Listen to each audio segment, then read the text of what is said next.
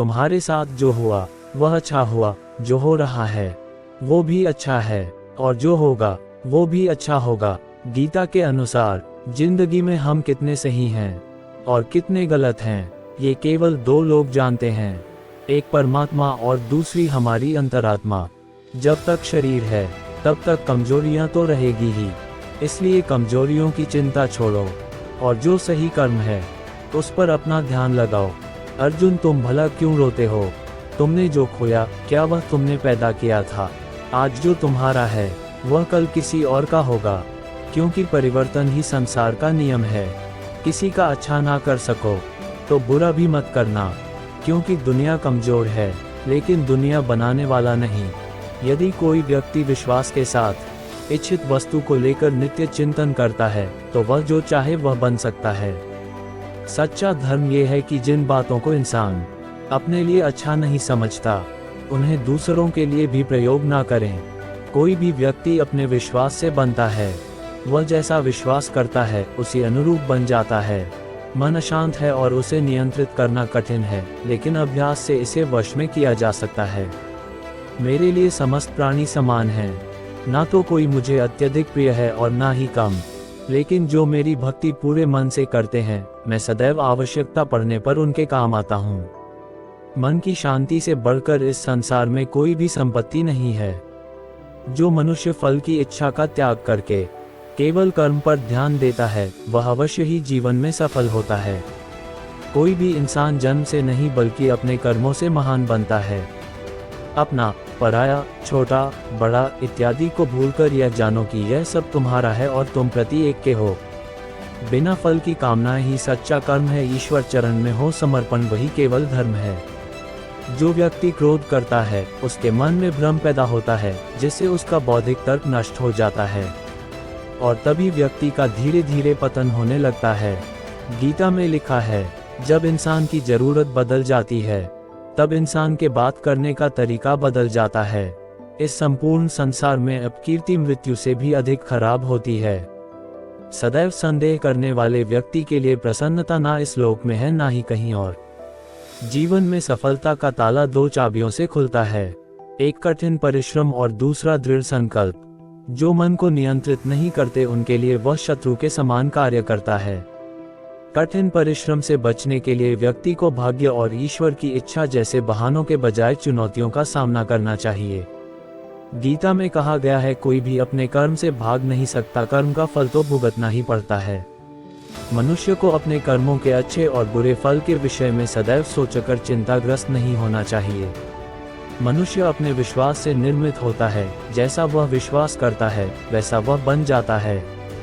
जो मनुष्य प्रतिदिन खाने, सोने और आमोद प्रमोद के कार्यों में लिप्त रहता है वह नियमित तौर पर योगाभ्यास करके समस्त क्लेशों से छुटकारा पा सकता है। जब इंसान अपने काम में आनंद खोज लेते हैं तब वे पूर्णता प्राप्त करते हैं।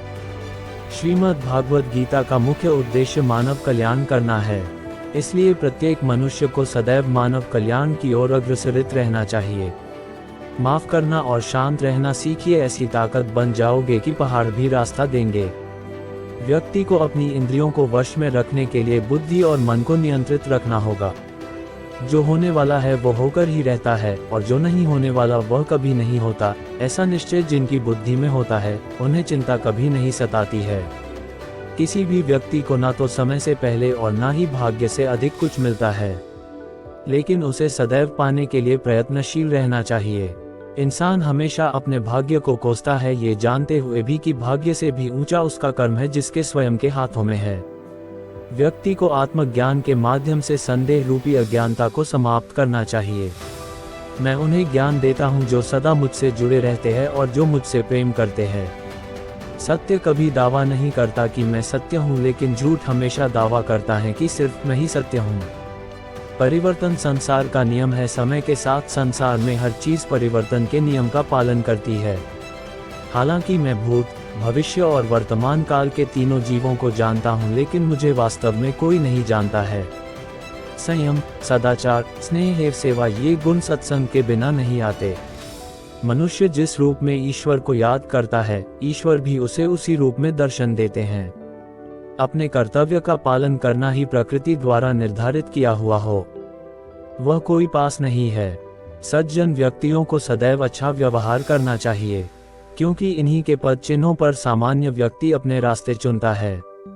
बुद्धिमान को अपनी चेतना को एकजुट करना चाहिए और फल के लिए इच्छा छोड़ देनी चाहिए। मन अवश्य ही चंचल होता है, लेकिन उसे अभ्यास और वैराग्य के माध्यम से वश में लाया जा सकता है। इंद्रियों की दुनिया में कल्पना सुखों की प्रथम शुरुआत है और अंत भी जो दुख को जन्म देता है। इस संपूर्ण संसार में कोई भी व्यक्ति महान नहीं जन्मा होता है, बल्कि उसके कर्म उसे महान बनाते हैं। जीवन में कभी गुस्सा या क्रोध ना करे, यह आपके जीवन के ध्वंस कर देगा। हे पार्थ, मैंने और तुमने अपने कर्तव्यों को निभाने के लिए धरती पर कई अवतार लिए हैं, लेकिन मुझे याद है और तुम्हें नहीं। वासना, क्रोध और लालच नरक के 3 दरवाजे हैं। जो मनुष्य जिस देवता की विश्वास के साथ भक्ति करता है, मैं उस व्यक्ति की उसी देवता में दृढ़ता बढ़ा देता हूँ। सभी काम छोड़कर बस भगवान में पूर्ण रूप से समर्पित हो जाओ, मैं तुम्हें सभी पापों से मुक्त कर दूंगा। कर्म करो, फल की चिंता मत करो, भगवद गीता का सबसे बुद्धिमान संदेश है। आज हम केवल पैसे, बेहतर घर, कार और सुरक्षित भविष्य के लिए काम कर रहे हैं। हम इतने लक्ष्य चालित हैं कि हम सब कुछ परिणाम के बारे में सोचकर ही करते हैं। यह एक ऐसी चीज है जिससे हमें बचना चाहिए, केवल इसलिए कि यदि अपेक्षाएं पूरी नहीं होती हैं तो दर्द अवश्यंभावी है। इसलिए काम करते रहें और बदले में कुछ भी उम्मीद न करें। जो व्यक्ति मैं और मेरा इत्यादि की भावना से मुक्त हो जाता है, उसे जीवन में शांति की प्राप्ति होती है।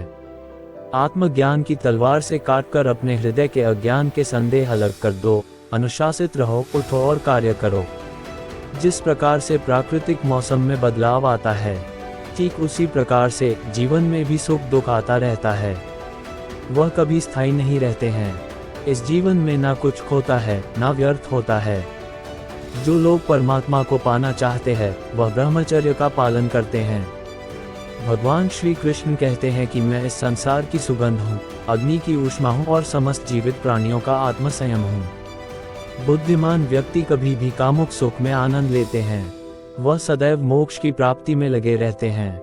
वह जो सभी इच्छाएं त्याग देता है, उसे शांति की प्राप्त होती है। संपूर्ण संसार में जब अधर्म और पाप बढ़ता है, तो मैं धर्म की पुनः स्थापना के लिए धरती पर अवतार लेता हूँ।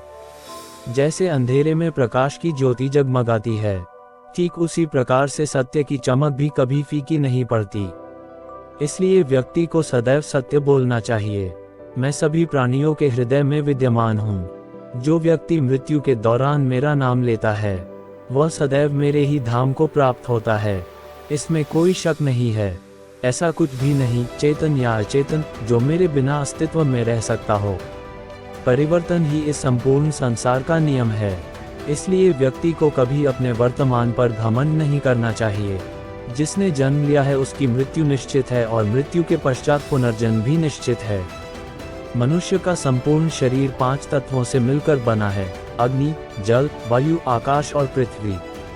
और अंत में उसके शरीर को इन्हीं 5 तत्वों में ही विलीन हो जाना है। व्यक्ति को अपने आप को सदैव ईश्वर को समर्पित कर देना चाहिए, तभी वह दुखों, चिंता और परेशानियों से मुक्त रह सकता है। प्रत्येक बुद्धिमान व्यक्ति को क्रोध और लोभ त्याग देना चाहिए, क्योंकि इससे आत्मा का पतन होता है।